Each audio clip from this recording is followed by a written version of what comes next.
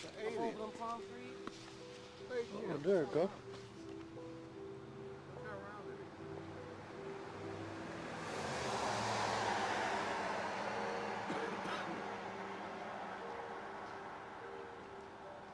It look round, huh? When it turns. Yeah. That thing is moving pretty fast.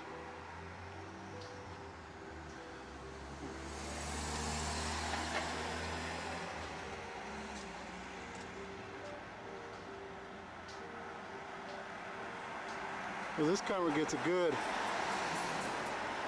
You see it? Yeah.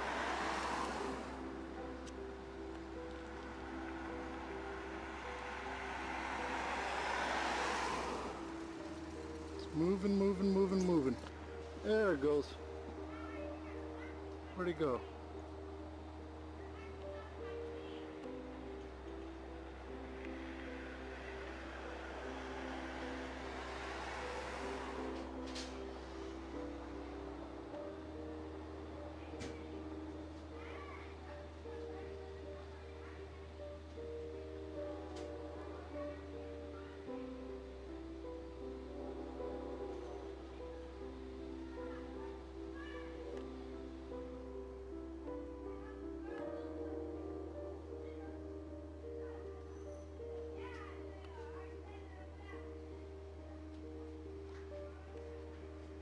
I think there's clouds up there.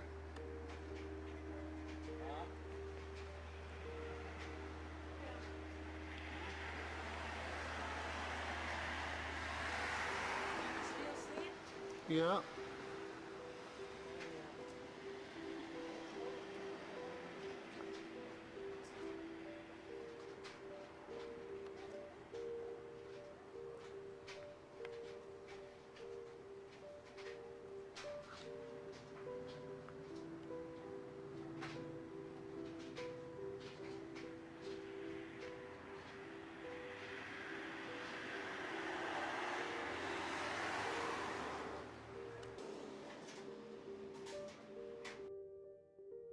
Hey, what is up, guys? Long time no see. So where have I been? Was I abducted? Did the men in black finally get me? No. I took the last 2 days off to prepare for my little boy's birthday, which we just celebrated today. Had a great party, pizza, cake, and to be honest, if I never saw another piece of pizza or cake again, it would still not be long enough. I have had enough pizza and cake for the rest of this year at least.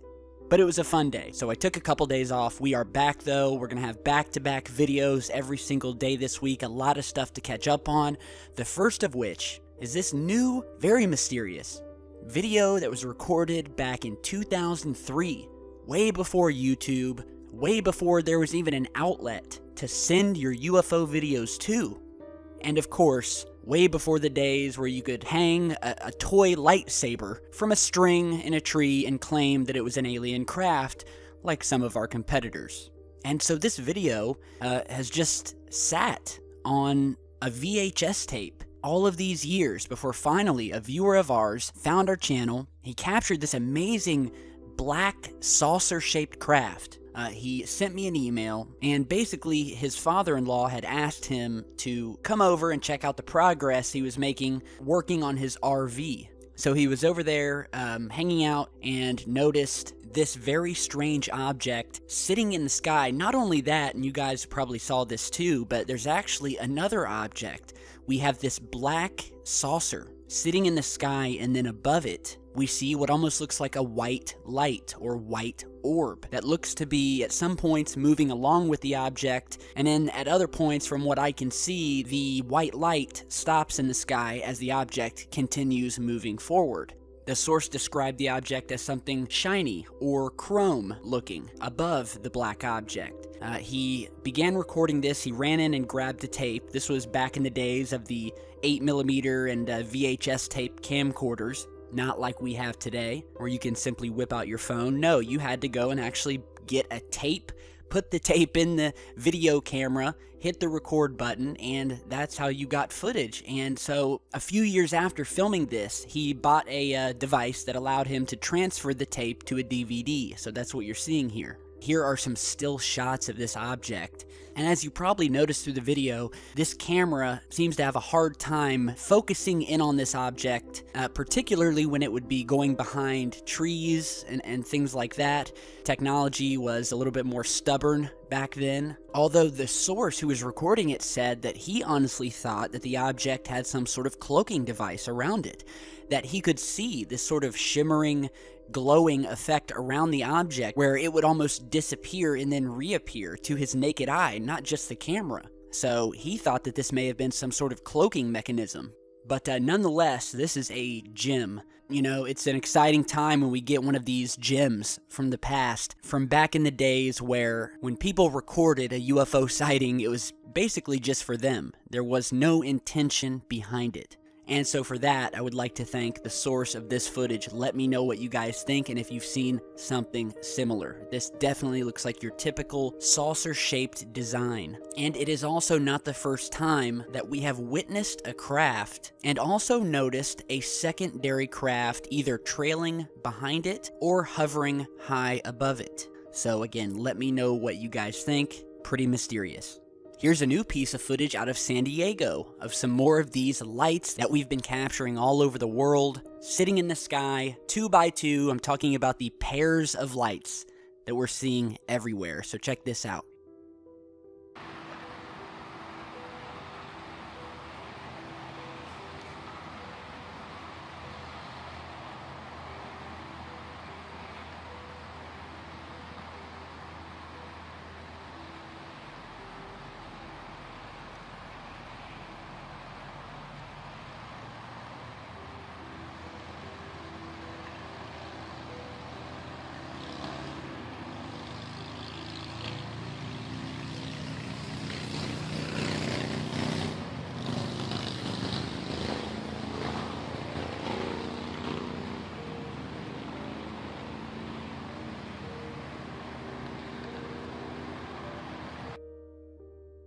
Alright, so another set of these lights sent in by Esteban from San Diego, California. The source of this footage has said that he has seen these lights on several different occasions hovering over the same area. And if you've watched our past videos, there's been a lot of strange things happening specifically in San Diego and just generally the Southern California area.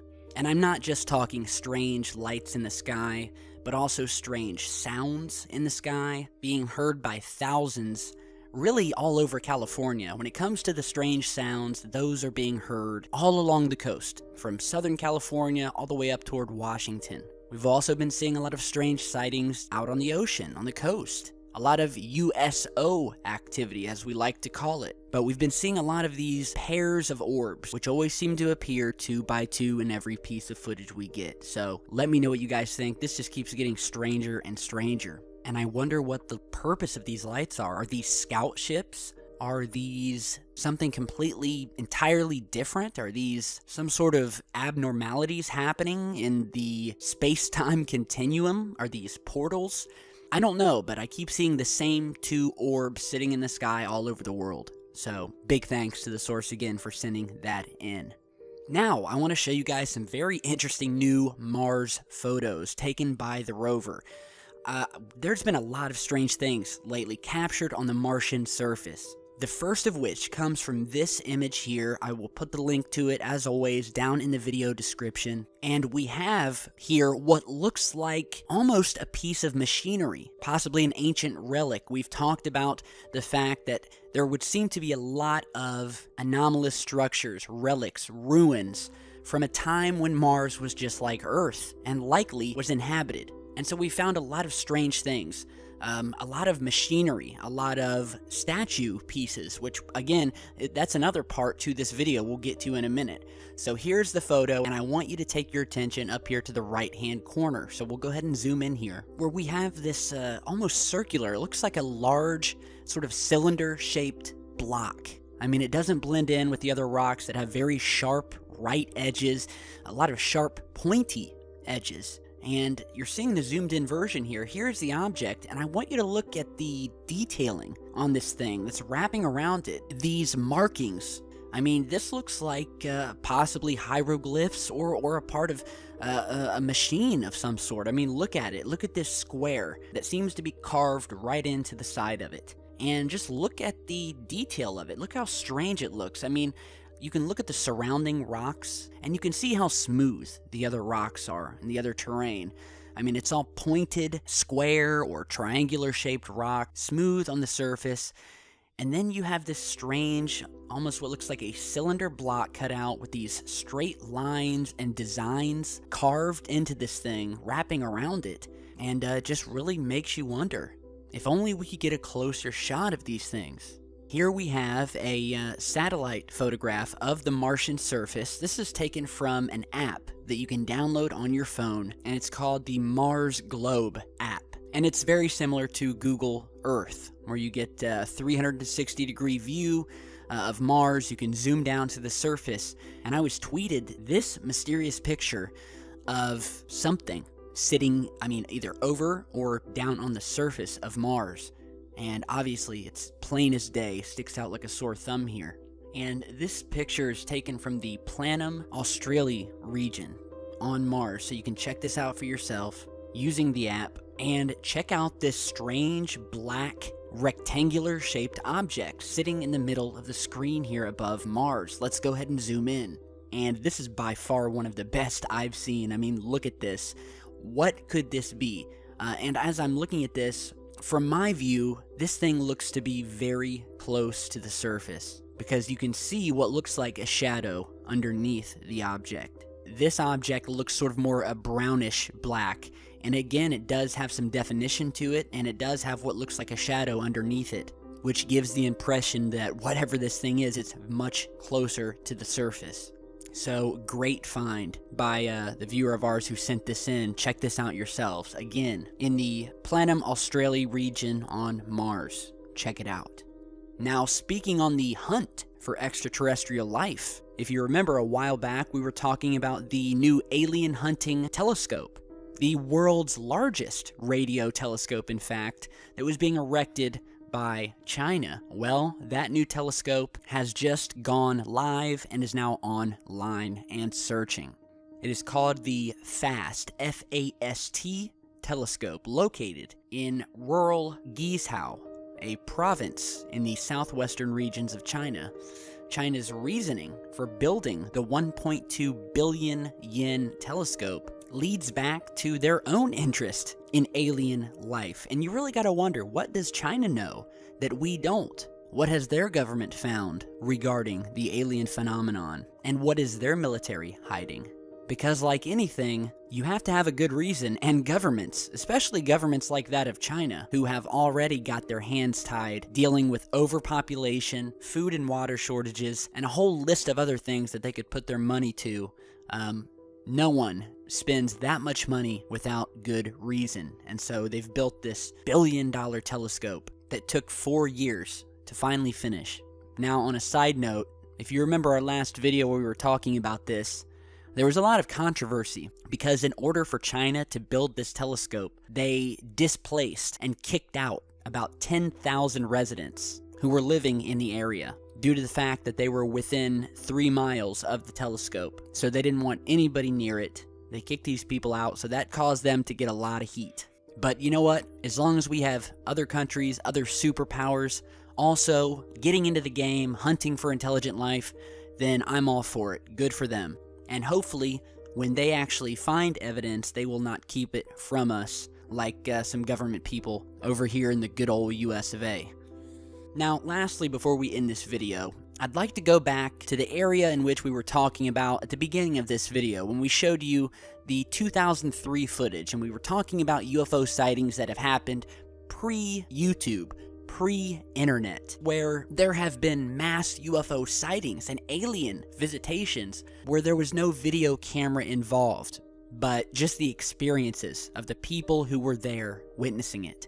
So to end today's video, I'd like to talk about one of the most mysterious alien visitations in history, and we've actually never spoken about it on the channel yet. And that I am talking about is what has become known as the Zimbabwe UFO sighting of 1994. wherein which on the morning of September 16th of that year, over 60 school children witnessed a flying object, a craft that had landed on the school grounds, and that where beings had come out of said craft and were also witnessed by these children. Alien beings, as in entities not of this world. So what happened here? Well, on the morning of September 16th, 1994, teachers, children, and school officials located at the Ariel School in Rua, Zimbabwe, watched as a flying ship landed, sat down in the grass, after which these beings came out in full witness of 62 children who were out playing in the schoolyard during a morning recess. Now, at this time, most of the teachers at the school were in a meeting. So these 62 children were out basically unsupervised in the schoolyard playing as kids do, and according to sources, UFOs had been seen in the skies over this area for 2 days prior to the incident. And this school is a private elementary school with students of mixed ethnic heritage. The children said that they had first seen 3 objects in the sky. The objects would disappear and then reappear in a different location. The objects moved closer and closer to the ground and finally landed in a brushy area adjacent to the schoolyard. And while we're talking about this, you are seeing actual drawings by the students of what they witnessed. And here in a moment, we'll show you some video featuring these children giving their descriptions of what happened. So the object landed in a bushy area adjacent to the schoolyard. This area apparently had not been fully cleared yet and was off limits to the students. The object landed, or hovered, just above the ground in an area about 100 meters from the students. The children said that a small man, about 1 meter in height, appeared on top of the object.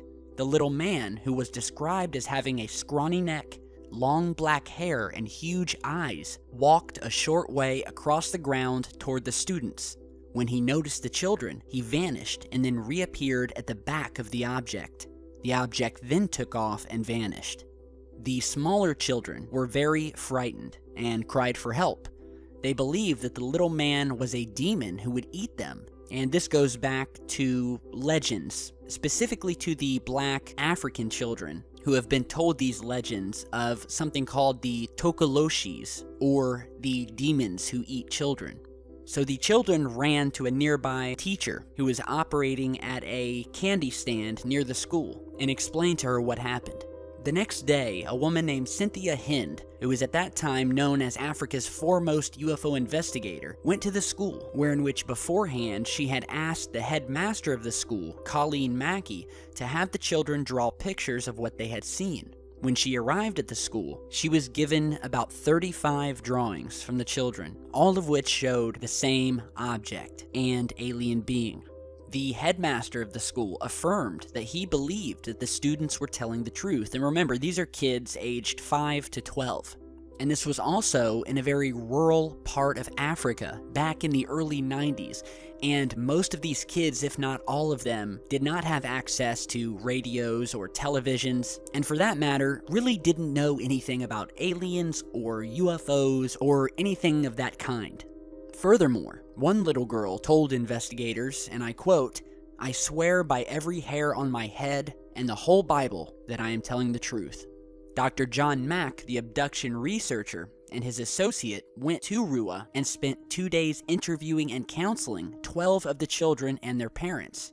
Now, interestingly, the older students said that they felt that the creatures that they witnessed communicated with them somehow, sending the message almost telepathically that we as humans are destroying our planet, polluting the environment in ways that will have dire consequences. What did you see? There was some like ship landed on the ground. Why do you say ship? Did it have a shape? Yes. Like what?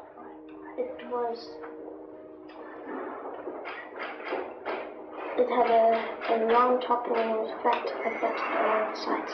What was around the side? Just sort of like a platform coming around the side. Did you see anything else? Yes, we saw a black man running around. Just A little man or what? From where we looked, he was about this small, but we were quite way away. So he was about our size. Could you see his face? No. What is your name? My name's Luke now, and I didn't see the spaceship, but I saw the little black guy. He was all black, and it looked like he had long hair.